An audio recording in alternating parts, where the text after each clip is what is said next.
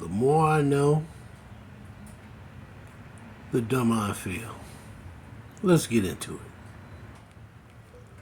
So by now, everybody's heard about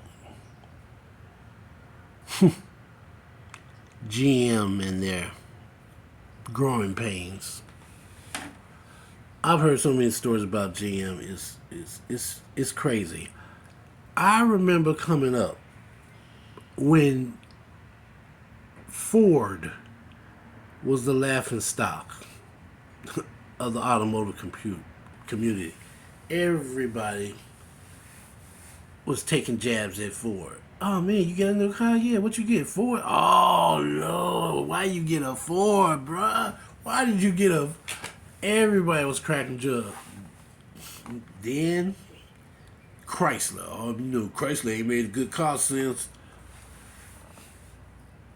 But the whole time,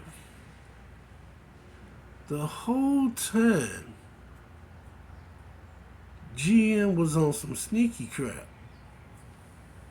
They was making mistake after mistake, and instead of owning up to it, they tried to hide it. So recently, with this 6.2 engine, I'm like, man, didn't they just have an issue with lifters? Now they got an issue with bearings?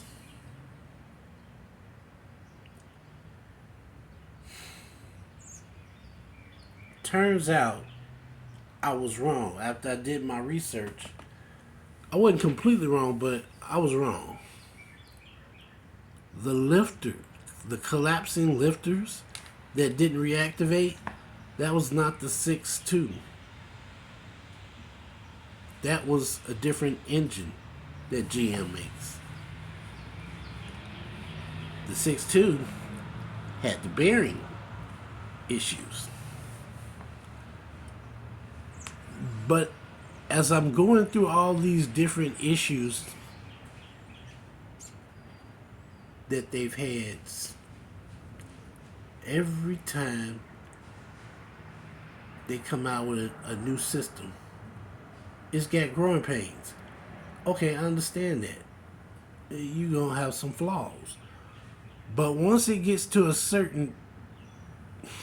Once you start having issues massively, different vehicles, same engine, at some point you got to start admitting to yourself, hey, we got a problem. We need to dial this in and keep this from getting worse. No, no. GM don't do that. GM, they double down. There's nothing wrong, nothing to see here. Until it creates a safety issue on the highway, then by that time, it's too late. GM not the only ones that mess up because, like I said, Chrysler has a tendency to put plastic parts on everything. Plastic is only going to last so long.